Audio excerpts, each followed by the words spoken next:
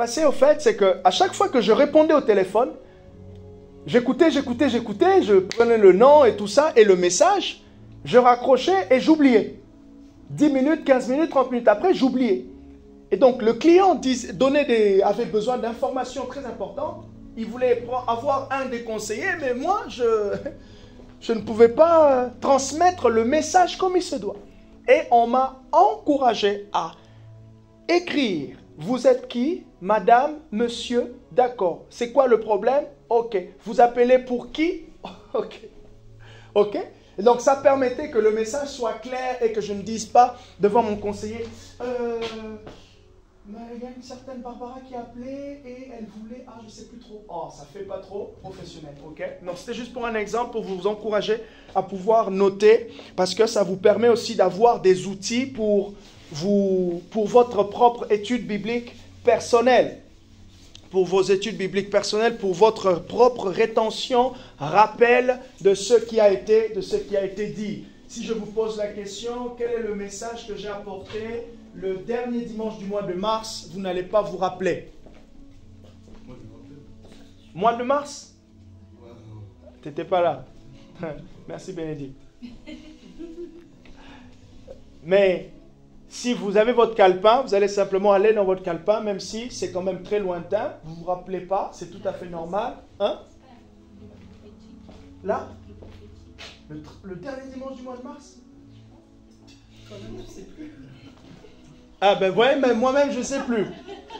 Alors même moi-même je ne sais plus pourquoi. Parce qu'au fait, mon message est dans mon cahier. Mais je n'ai pas mon cahier. Vous voyez? Donc voilà, en fait je parlais d'encourager de pouvoir prendre des notes.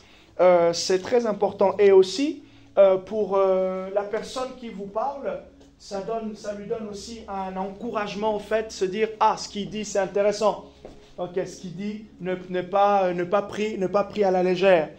J'aimerais qu'à un moment donné qu'on puisse prier, et on va prier, on va sortir de la salle. On va prier tout en étant dans le hall. Là. Okay? À la fin du message, on va prier tout en étant dans le hall. Ce sera une prière prophétique qui veut dire que nous sommes en train de sortir de nos murs. Okay? Donc on va prier dans le hall d'ici la fin. Je nous ai donné le passage de Matthieu. Matthieu chapitre 1. Le verset 18. Et le thème de ce matin, c'est naissance. Le thème de ce matin... bon, je vais quand même dire, Nicole, ce n'est pas par rapport à notre échange. Même si, je dirais quand même que j'ai été inspiré, ça m'est venu quand j'ai terminé l'échange avec Pregma hier, par rapport à la naissance de Jésus, à l'histoire de Jésus, j'ai trouvé ça très très intéressant. Je vais aborder 5 points. C'est un message prophétique. C'est un message prophétique et je vous assure, suivez-moi très bien, notez très bien ces points, retenez très bien et déclarez ces points. Ok, les points que je veux vous donner. Naissance.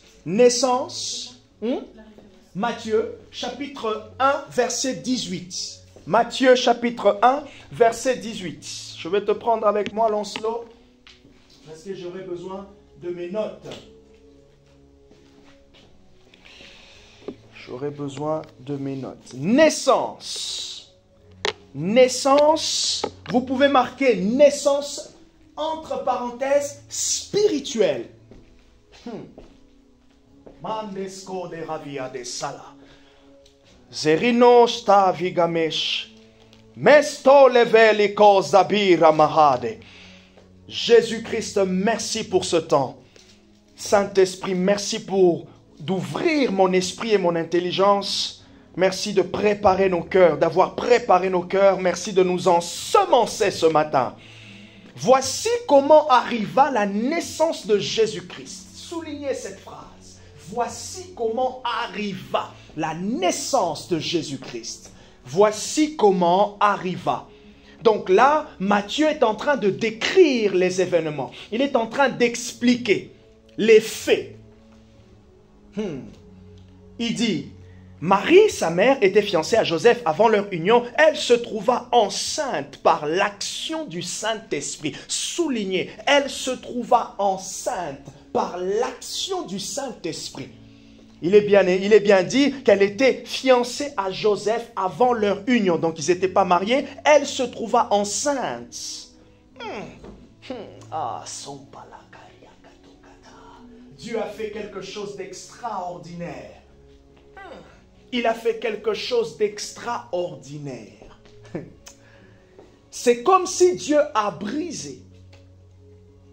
Marie était enceinte avant l'union avec Joseph. Dieu est allé au-delà de ce qui était établi. Mais, je reviens dans mon angle. Sinon, je risque d'ouvrir une brèche ici qui va vous emmener à me poser des questions. Je fouille vos questions. Je les fouille. Joseph, verset 19. Son époux, qui était un homme de bien et qui se voulait et qui ne voulait pas la diffamer, se proposa de rompre secrètement avec elle. Comme il y pensait, voici qu'un ange du Seigneur lui apparut en songe et dit, Joseph, fils de David, ne crains pas de prendre avec toi Marie, ta femme, car l'enfant qu'elle a conçu vient du Saint-Esprit. Verset 21, elle enfantera un fils et tu lui donneras le nom de Jésus, car c'est lui qui sauvera son peuple de ses péchés. Verset 21, elle enfantera un fils et tu lui donneras le nom de Jésus. Jésus qui signifie celui qui sauve. Et nous savons aussi que dans l'Ancien Testament, Josué signifie celui qui sauve. Une petite dédicace à Rodrigo, qui, lorsque j'ai enseigné ce message de Dieu, Josué et Jéricho, c'est Josué qui fait rentrer le peuple d'Israël dans la terre promise. Or, Moïse est celui qui a reçu et qui a fait une part. Et Josué est l'image de Christ qui nous fait rentrer dans la terre promise. Mais pourquoi ce n'était pas Moïse? Simplement parce que Moïse était la loi et Christ était la grâce. Donc, en fait, ce que Dieu est en train de nous expliquer là, mais du coup, Moïse, il n'est pas allé au ciel, il n'a pas rien bénéficié. Non, c'est pas ce que la Bible veut nous dire là. Après, bien sûr, il y a une interprétation, une compréhension un peu plus théologique à avoir de ce texte-là, mais on voit au fait que la part de Moïse s'est arrêtée quelque part et Josué a commencé. Et on voit maintenant dans le Nouveau Testament, lors de la transfiguration, Moïse et Élie apparaissent aux côtés de Josué. Or, Moïse représente la loi et Élie représente les prophètes. Et on voit plus loin dans Luc des apôtres. Dans Luc, qu'est-ce qu'il est dit avec l'histoire des disciples d'Emmaüs? Vous connaissez ces disciples qui marchaient et qui rencontrent Christ et qui ne savaient pas que c'était Christ. C'est dans Luc, le chapitre 24. Il est dit que lorsqu'ils étaient en train de marcher et qu'ils étaient en train de parler de ce qui s'était arrivé, donc la mort de Jésus, la mort de quelqu'un de bien qui a guéri les gens, qui a nourri les gens, mais on l'a tué comme ça. Et les disciples étaient tristes. Et lorsqu'ils étaient en train de parler, il est dit un peu plus loin dans ce verset-là, dans ce chapitre, que Christ leur ouvrit les yeux pour qu'ils puissent comprendre. Qu'ils puissent comprendre la loi. Et d'ailleurs, Jésus dit, la loi, oh Marie, la loi et les prophètes. La loi et les prophètes ont parlé de moi. La loi et les prophètes, Moïse et Élie. Quand vous regardez l'Ancien Testament, il y a toujours deux choses. Il y a les prophètes et il y a la loi. Les prophètes qui sont la bouche de l'Éternel. Et qu'est-ce qu'ils disent? Ils donnent la loi, le commandement de l'Éternel. Ne prenons pas toujours la loi comme quelque chose de mauvais. Prenons la loi comme un commandement. D'ailleurs, même Paul dit que la loi était un pédagogue. La loi pavait le chemin vers quoi? La loi pavait le chemin vers la grâce. Le commandement de Dieu prépare le chemin vers la grâce. Et maintenant, le Saint-Esprit est celui qui applique maintenant la grâce afin que nous ayons, nous conformons, nous marchons avec nous marchons dans l'application de la loi, mais sous la grâce. Oh. Je reprends. Le Saint-Esprit, il nous fait accompagner, à obéir à la loi de Dieu. Ça veut dire au commandement de Dieu. J'insiste sur le mot loi pour que vous n'ayez pas l'arrière-goût du légalisme. Non. Quand je parle de la loi, je parle du commandement. Je parle de la pensée de Dieu. Je parle des ordonnances de Dieu. Ce que Dieu nous donne. D'ailleurs, la Bible est une loi. Mais cette loi, nous la vivons plus. Nous la vivons pas dans le légalisme. Nous la vivons dans la perspective de la grâce. Ça veut dire, nous la vivons avec la pensée de Christ. Nous la vivons dans l'obéissance de la grâce. Est-ce que vous voyez ce que je veux dire? Donc, ce n'est plus un fardeau. Ce n'est plus un fardeau des choses à faire. Mais c'est un plaisir à cause d'une relation. Vous voyez la différence? C'est un plaisir à cause d'une relation. C'est pour cela que Dieu était en train de parler à son peuple. Parce que Dieu recherchait quoi? Il recherchait la relation. Mais puisque son peuple ne connaissait pas comment être en relation, voilà pourquoi les ordonnances venaient. Vous voyez un peu comment c'est? Donc, le peuple ne connaissait pas. L'homme ne connaissait pas comment marcher avec Dieu. Alors, Dieu ouvrait la bouche à des prophètes. Afin que les prophètes parlent pour que le peuple sache comment marcher avec ce Dieu grand. Vous voyez un peu comment c'est arrivé? Maintenant, dans leur marche, dans leur obéissance, il faillit, comment on dit? Oui, oui, le verbe faillir, à l'imparfait. Oh voilà, oh là là là là. Bon, nous sommes en train de... Bon, heureusement, il n'y a pas de prof de français ici. Hey, la croissance va amener des profs de français. Mon Dieu, je vais bien choisir mes mots quand je vais commencer à prêcher. Oui, j'espère qu'on n'aura pas des profs de français qui vont... Non, ils ont failli. Bref, je reviens. Ils ont failli. L'homme a failli. Pourquoi? Parce que il ne pouvait pas respecter totalement. Il ne pouvait pas respecter totalement. Alors Dieu a trouvé. Prenez un deuxième texte avec moi. Merci pour cette transition, précieux Saint-Esprit. Dieu a trouvé. Prenez un deuxième texte avec moi. Hébreux chapitre 10. Hébreux chapitre 10 à partir du verset 5.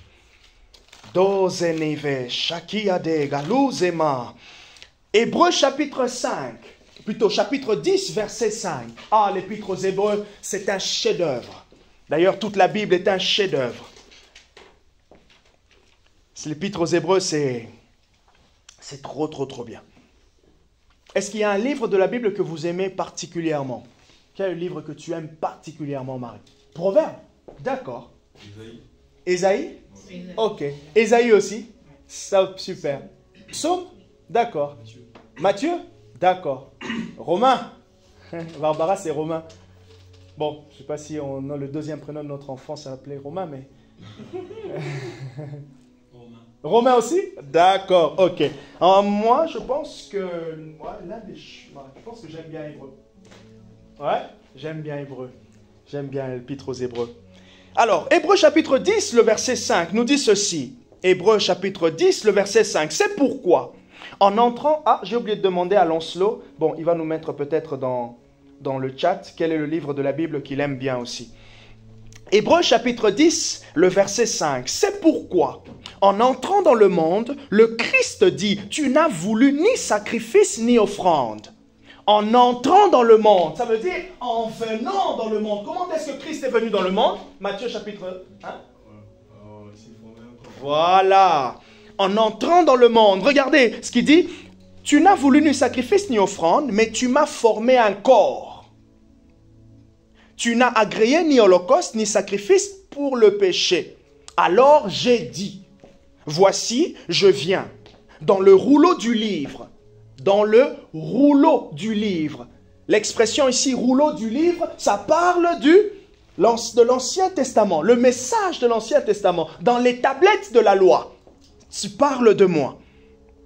dans le rouleau du livre, il est écrit à mon sujet. Je vous ai donné l'exemple de Luc 24 avec les disciples d'Emmaüs. Jésus dit, dans la loi et les prophètes. Il faut savoir qu'à cette époque-là, la loi et les prophètes, ça représentait les 5 livres de Moïse, que nous on connaît aujourd'hui, ainsi que tous les livres des prophètes. Ok? Les livres des prophètes, y compris les psaumes, hein, les écrits de David. Ça marche? Donc c'est pour cela qu'on parle de la Torah ou de, de la Torah, la Bible des Juifs. D'accord? Donc la loi et les prophètes, le livre de Moïse, les écrits de Moïse et tous les prophètes. Vous voyez, il dit, dans le rouleau du livre. Oh, vous avez en vision, vous voyez comme un rouleau. Un rouleau qui est, vous voyez dans un rêve, comme si vous voyez un rouleau qui se défait. Ou nous sommes en train de prier ici, et là vous voyez comme un rouleau est en train de... Oh, ok, c'est significatif.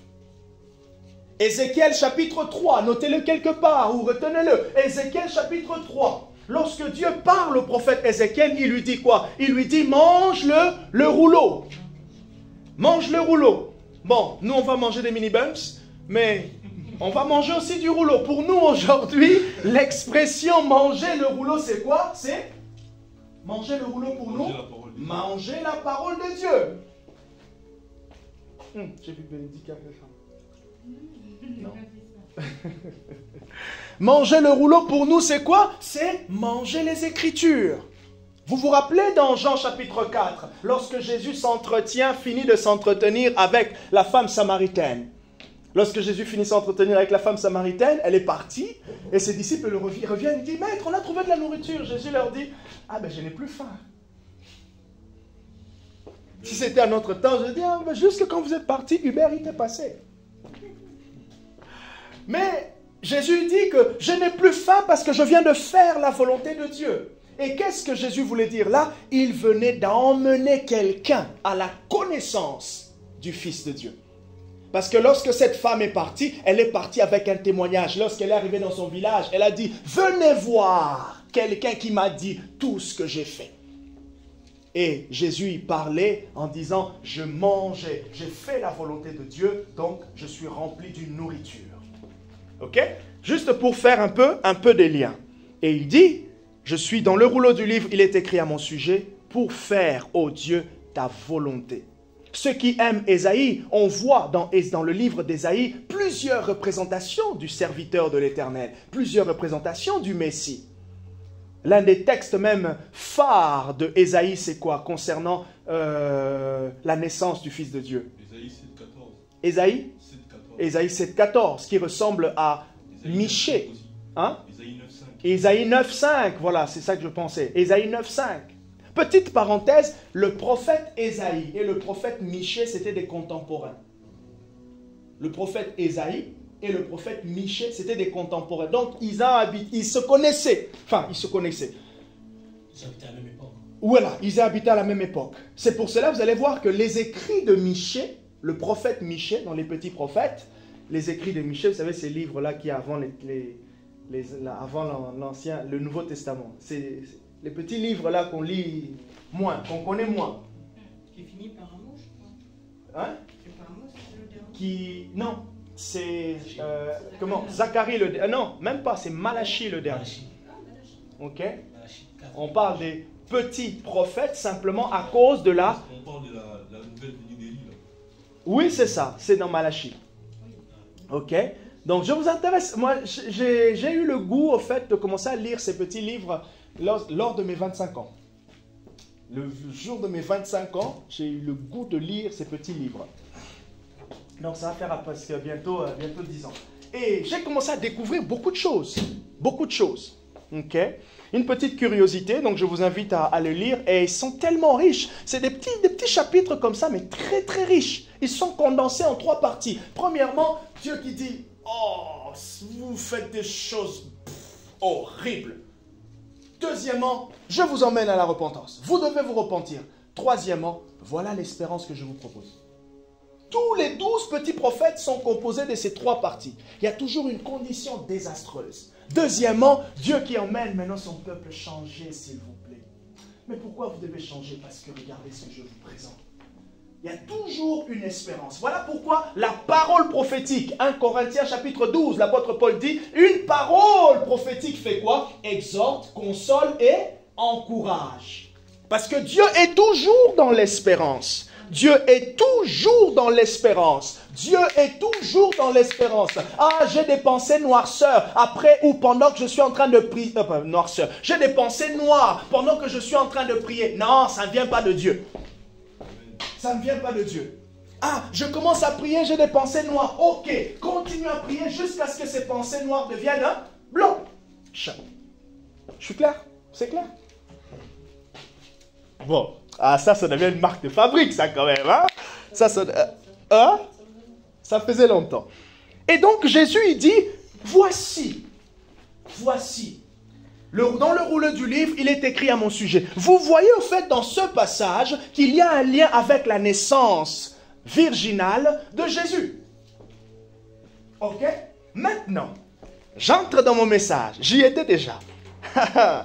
Naissance. Regardez ce que nous dit le dictionnaire. Le dictionnaire nous dit qu'une naissance signifie premièrement le commencement de la vie. Une naissance signifie premièrement le commencement de la vie. Chantama, commencement de la vie. Or, aujourd'hui, quand une femme est enceinte, quand est-ce qu'on va parler de naissance? On va parler de naissance à terme. Mais en réalité, la naissance a déjà commencé lors de la fécondation. C'est pour cela, nous, en tant qu'enfants de Dieu, par rapport à tout ce qui est avortement, bon, je ne vais pas rentrer encore dans ces débats. Ah, ça me détruit. Pourquoi j'ouvre toutes ces parenthèses? En réalité, l'enfant a... La naissance, la vie a commencé lors de la fécondation. Vous voyez? Oui, oui. Oui, il y a déjà un enfant. C'est un embryon, c'est ceci. Il y a déjà un enfant. Vous voyez? Mais bon. On est pour la vie, puisque Dieu est pour la vie. Ok? On ne reproche pas non plus toutes ces circonstances dans lesquelles les gens avortent et tout ça. Mais ce qui est bien, c'est qu'il y a quand même un cœur disponible. C'est qu'il y a un Dieu qui a un cœur disponible. Ça, c'est rassurant. Ok? Ça, c'est rassurant. Dieu est pour la vie et Dieu est protecteur de la vie qu'il met en lui-même. Voilà pourquoi le Saint-Esprit est aussi appelé l'Esprit de vie. Là où il y a le Saint-Esprit, là où il y a la mouvance de l'Esprit, il y a la vie. Là où il y a l'ennemi, il y a la mort. Jésus est mort afin d'emmener la vie. Jésus n'est pas mort pour rester mort. Vous comprenez? Jésus n'est pas mort pour rester dans le tombeau. Deuxièmement, naissance signifie aussi origine de quelque chose. Par exemple, lorsqu'on utilise l'expression être de haute naissance. Vous connaissez l'expression? Oui. Origine de quelque chose. Naissance signifie origine de quelque chose. Suivez-moi très bien pour les 5 mots et je vais faire un parallèle spirituel avec chaque définition que je vous donne. C'était laquelle? La première, j'ai dit, c'est commencement de la vie. Naissance signifie commencement de la vie. Et je vois Dieu commencer, donner une vie à ta vie spirituelle ce matin. Je vois le Saint-Esprit donner une vie à notre vie ce matin. Shentabolia. Il y a une naissance spirituelle. Et j'aimerais que lorsque tu seras en route pour entrer, là, cette semaine, que tu puisses proclamer la naissance. Il n'y a pas simplement Jésus. En fait, en réalité, ce que nous sommes en train de célébrer, je nous emmène à célébrer la naissance spirituelle. En réalité, Christ ne va plus naître. Mais la signification de la naissance de Christ doit être notre bénéfice, notre avantage à chaque année de Noël. Vous voyez ce que je suis en train de dire? En réalité, Christ ne va plus naître physiquement. Mais la signification spirituelle de cette naissance doit être l'élément d'espérance pour notre foi chaque année. Lorsque nous commémorons sa naissance. Nous commémorons le commencement de la vie avec Dieu. Nous commémorons le commencement de la vie spirituelle. Il est dit, voici comment arriva la naissance de Jésus. Juste pour expliquer, voici les événements comment les événements se sont passés, déroulés, qui ont amené à la naissance de Jésus. Alors je vois aussi Dieu emmener certains événements dans ta vie pour provoquer une certaine naissance. Kamachete. Tous les événements ne sont pas mauvais. Il y a des événements qui emmènent le début de quelque chose. Peut-être c'est le début de ta vie de prière persévérante. C'est peut-être le début d'une consécration dans ta vie. C'est peut-être le début d'une conscience de Dieu, d'une conscience de ton identité. Regardez, j'ai dit premièrement, c'était le commencement de la vie. Deuxièmement, c'est origine de quelque chose. Troisièmement, la naissance signifie aussi arriver à terme. Donc, la naissance signifie aussi commencement. Comme je vous ai dit, quand est-ce qu'on parle qu'il y a un bébé? Lorsqu'il y a déjà fécondation. Vous voyez? Lorsqu'il y a fécondation, la femme elle remarque, premier mois, deuxième mois, ah, j'ai pas mes règles, test de grossesse. Et là, 3 mois, 4 mois, elle nous fait une surprise. Ah, oh, félicitations. Et là, on attend. Mais maintenant, on attend quoi? On attend 9 mois. Et au bout de 9 mois, on dit quoi? Elle a donné naissance à un bébé. Mais, en fait, cette naissance 9 mois après, ça veut dire arriver à terme. Ah. Oh, Dieu est en train de dire à quelqu'un, ça arrive à terme. C'est arrivé à terme. C'est arrivé à terme. Oh, Shantabayagas. Arrivé à terme. Il y a une naissance qui se produit spirituellement. Nous sommes arrivés à terme. Nous sommes arrivés à terme des 55 mètres carrés ici. Ah, oh, on est 8. Mais nous sommes arrivés à terme. Près-moi, s'il te plaît, ouvre-moi la porte, ouvre-moi la porte. Nous sommes arrivés à terme de cet espace parce qu'il y a une naissance qui nous emmène à côté. Nous sommes arrivés à terme là où tu es avec Dieu parce qu'il y a une naissance qui te lève et qui t'emmène de l'autre côté du bord. Ah, quand j'ai vu ça, mais moi j'étais dit, ah, j'avais jamais pensé comme ça. La naissance, c'est aussi arriver à terme. Donc, il y a une saison de 9 mois qui doit prendre fin. Mon chakata. J'ai envie de dire à quelqu'un ce matin, il y a une saison qui prend fin. Il y a une saison qui prend fin ce matin. Afin de t'introduire dans ce qui est nouveau. Bien sûr, l'année termine. Mais prophétiquement, nous en Église, nous sommes en train aussi de terminer une saison pour passer à la nouvelle, pour passer à un nouvel engagement. Ce que nous sommes en train de naître. Naissance. Naissance. C'était le point 3. Donc, arriver à terme. Si vous écrivez, peut-être laissez un peu d'espace, ou je ne sais pas comment vous allez ordonner, mais... Le point 4. Le point 4, c'est quoi? Naissance signifie aussi commencement. Ça signifie aussi apparition. No chefaliama.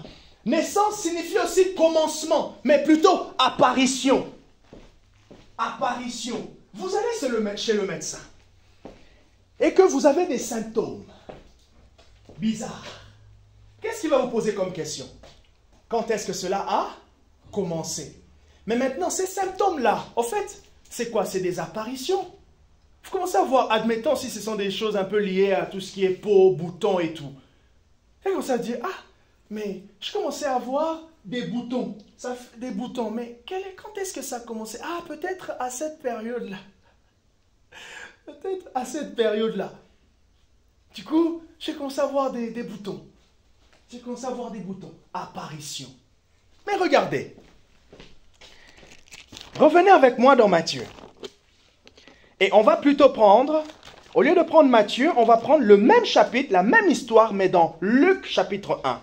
La même histoire de la naissance de Jésus, mais dans Luc chapitre 1, verset 26. Naissance. Est-ce qu'on peut dire ensemble naissance? Naissance. Luc chapitre 1, verset 26 à 35. On connaît cette histoire, c'est la version... Oui, tu peux maintenant fermer la porte s'il te plaît, Pragma. c'est la version maintenant de Luc. La naissance de Jésus racontée avec les mots de Luc.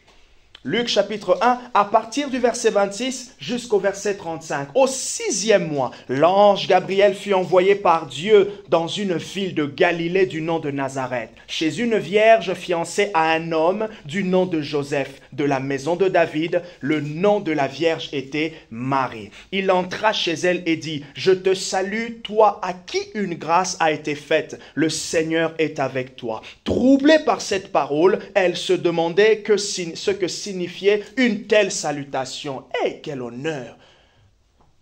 Quel honneur! Troublé par cette parole. Vous vous êtes peut-être jamais posé la question, mais est-ce que c'était en vision? C'était un rêve? C'était comme ça? Mais en réalité, c'était une apparition. Ce qui se passe réellement quand on expérimente le surnaturel, c'est que on est tellement conscient, c'est lorsque on sort de cela qu'on se pose la question, est-ce que c'était dans mon monde ou j'étais en train de rêver? Et là, c'était quoi? Une apparition angélique. Pour parler de quoi? D'une naissance. Une apparition angélique pour parler de quoi? Pour parler d'une naissance. Et dans cette dimension de naissance, je vois Dieu commencer à faire apparaître des choses nouvelles dans ta vie. Ça veut dire quoi, apparition sur le plan spirituel? Ça veut dire manifestation dans le visible de ce qui est dans la... Voilà. Notez-le quelque part. Apparition signifie quoi? Manifestation dans le visible, ce qui est invisible. Shakata, skimanamayata. Dans cette naissance, je vois Dieu faire apparaître ce qu'il a prévu pour toi. Je vois l'invisible, là où il y a les trésors cachés de Christ pour toi, commencer à apparaître dans ta vie, commencer à apparaître dans ta vie spirituelle, commencer à apparaître dans ta famille. Et ce sont des apparitions. Ah, quelqu'un va m'écouter, vas-y. Il est bizarre, il est mystique ce pasteur. Il est mystique ce gars. Marie, ce qu'elle a expérimenté, en théologie, on parle de théophanie. Ça veut dire une théophanie, comment l'expliquer? Une manifestation visible de Dieu. Ok?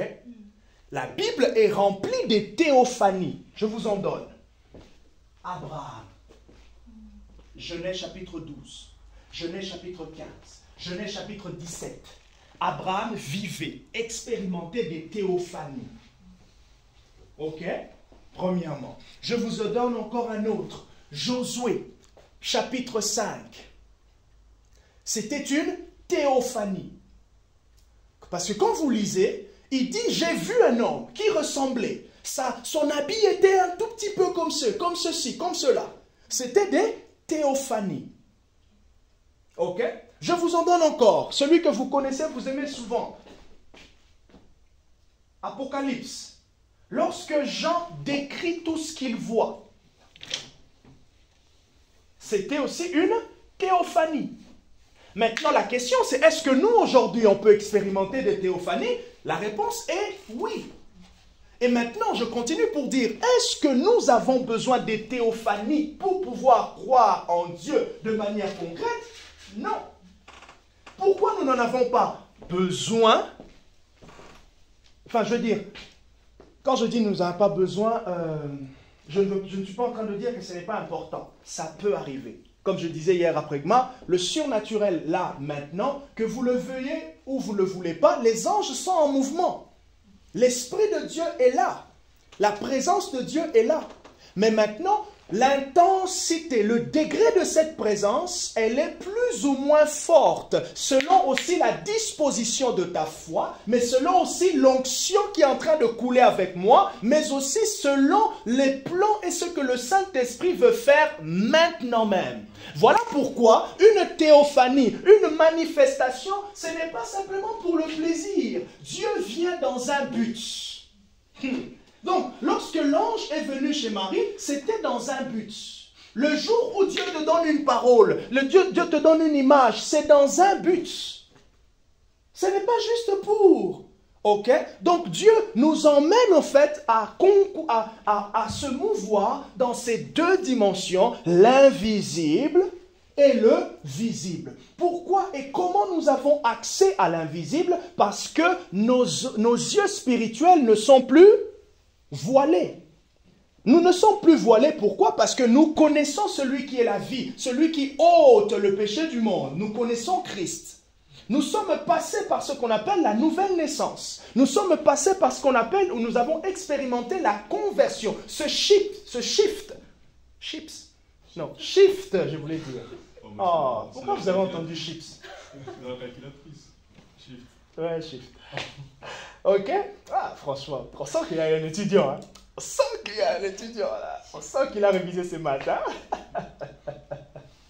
Bon, on revient. Sinon, si c'était médecine, Bénédicte avait dit, c'est la seringue. Bon, je reviens sur mon message. J'ai même perdu. Shift. On sent qu'il y a un shift. On sent qu'il y a une transformation parce que nous sommes passés d'un point A et à un point B. Ok? Donc, naissance signifie aussi apparition. Donc, il va y avoir une apparition, des manifestations dans le visible, des choses qui sont invisibles. Or, ce qui est invisible est là, comme je disais à Fredmayer. C'est là, c'est à notre disposition. J'utilisais le trafic. Le trafic est là. On est ici. Est-ce que, puisqu'on est ici, on ne roule pas, on est assis, est-ce que le trafic à côté là s'est arrêté? Non. Ce n'est pas parce qu'on ne se rend pas compte ou qu'on n'y pense pas que spirituellement, le monde spirituel n'est pas en mouvement. Vous voyez?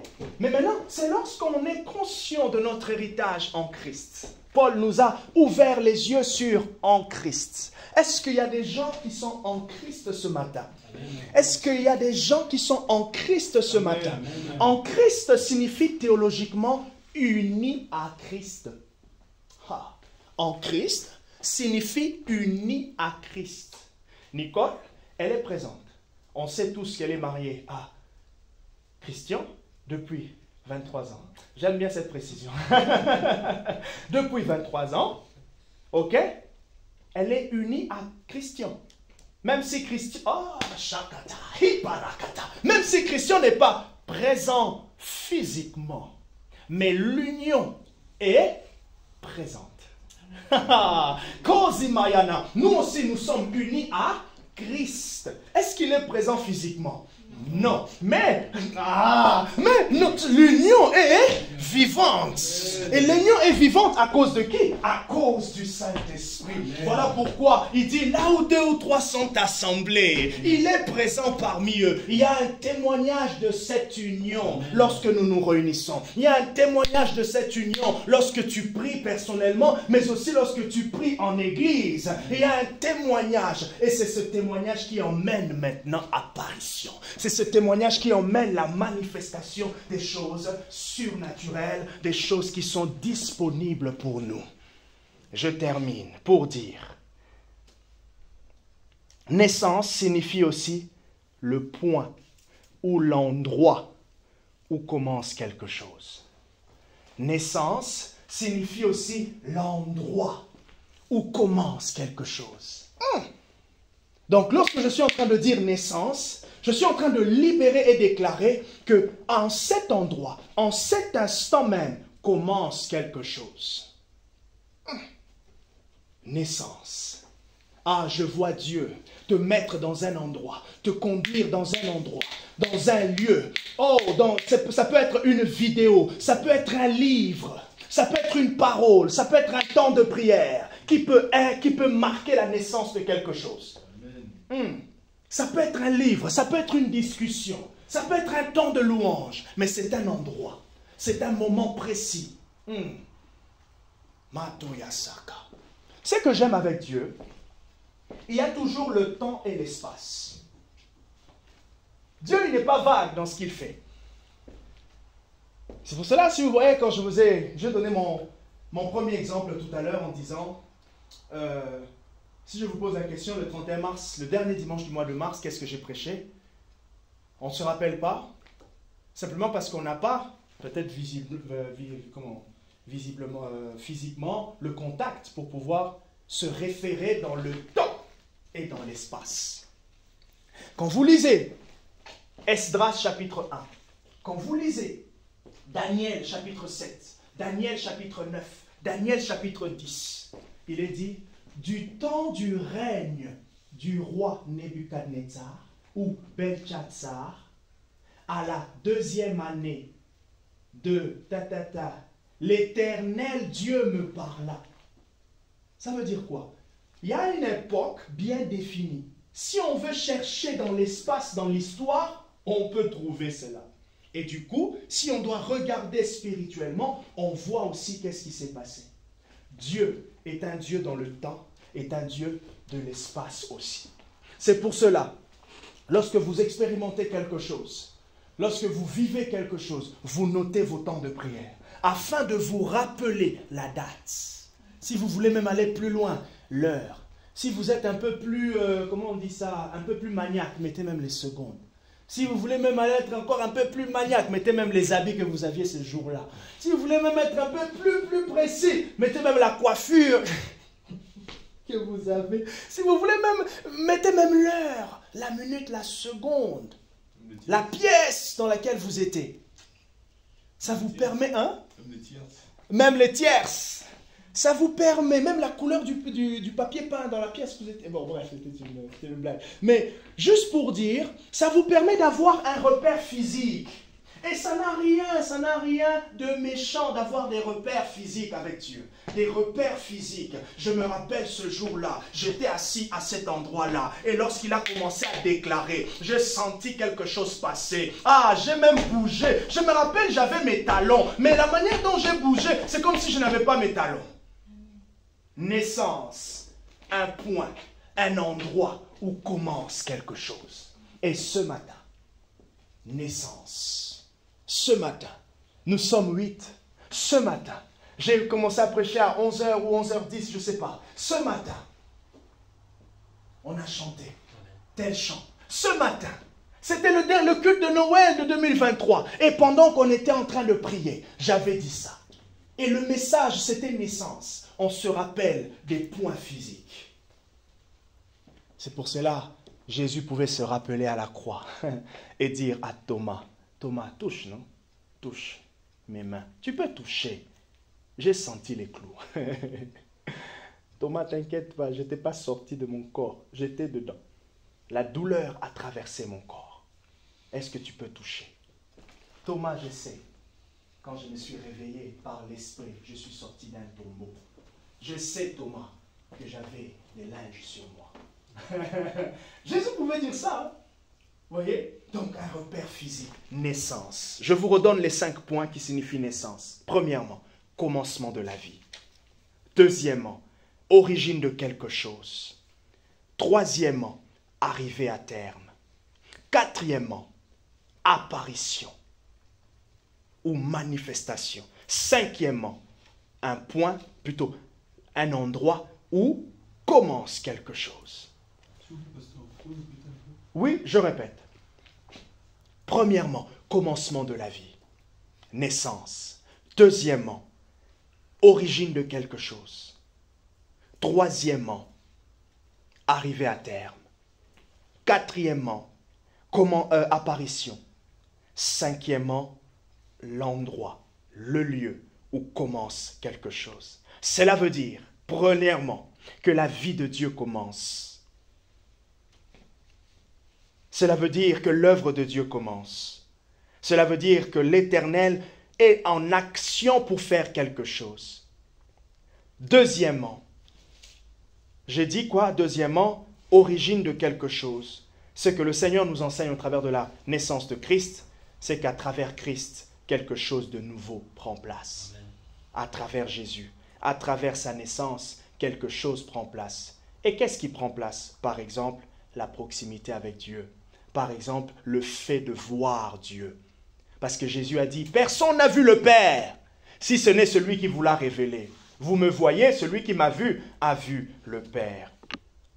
Troisièmement, quand je parle d'arriver à terme, je voulais dire que la naissance de Jésus n'est pas simplement le commencement de quelque chose, mais aussi la fin d'une période, la fin de la période de la loi, la fin des pratiques de la loi. Parce que sa naissance marquée nous emmenait vers la fin. Il n'y a plus besoin d'amener des boucs, d'amener des taureaux, il n'y a plus besoin de tuer un animal. C'est maintenant le Dieu qui lui-même se sacrifie. Naissance spirituelle. Apparition, par exemple, un certain degré de manifestation de la grâce, de la puissance de Dieu au travers de toi, dans ta vie. Apparition peut dire aussi une mesure de grâce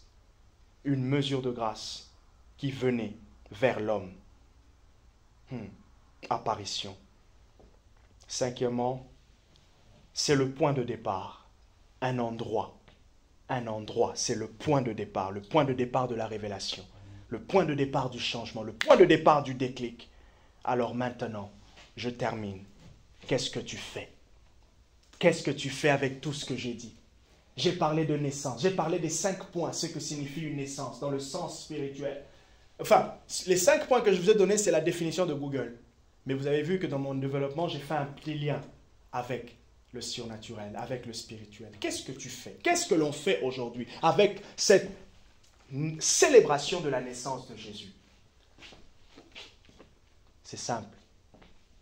Appropriation. Appropriation de ces vérités.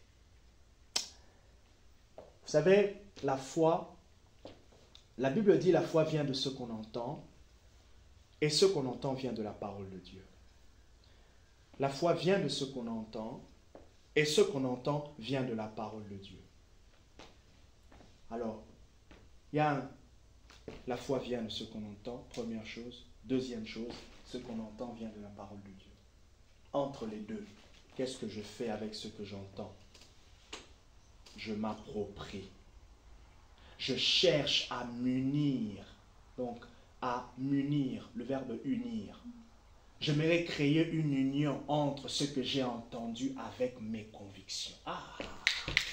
J'aimerais créer une union entre ce que j'ai entendu avec mes convictions. L'un des éléments de transformation, c'est ça.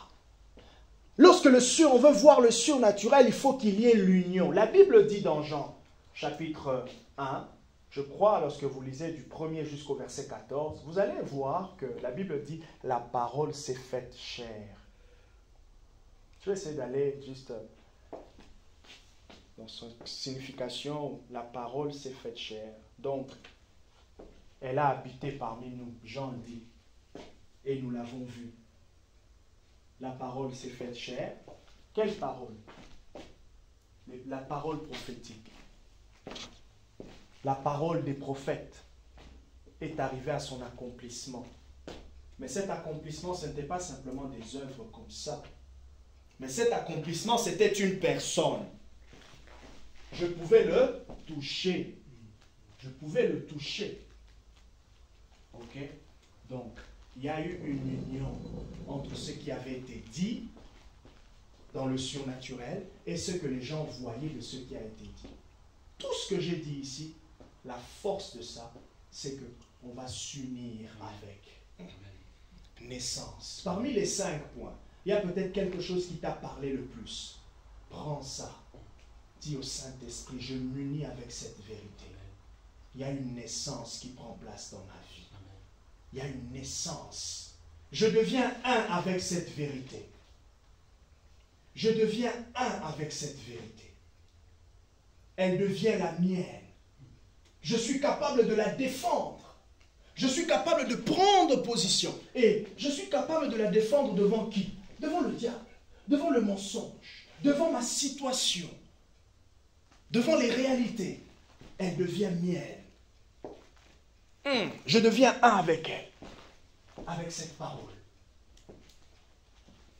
Partout où je vais, la parole n'a pas besoin d'être là. Mais moi, si je suis là, c'est comme si la parole...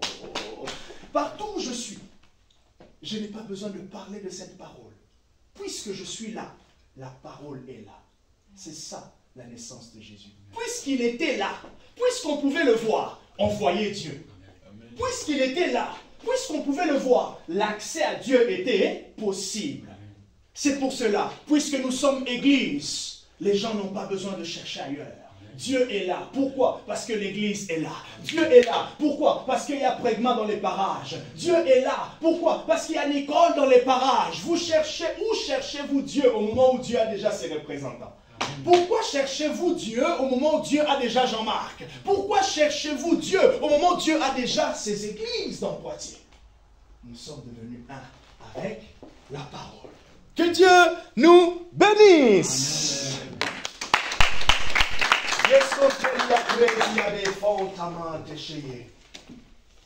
Maintenant, nous allons prier. Nous allons commencer par remercier Dieu. Tu vas commencer par dire merci à Jésus. Merci à Jésus pour cette pensée. Merci à Jésus pour cette parole d'encouragement. Merci à Jésus pour ce qu'il t'a donné.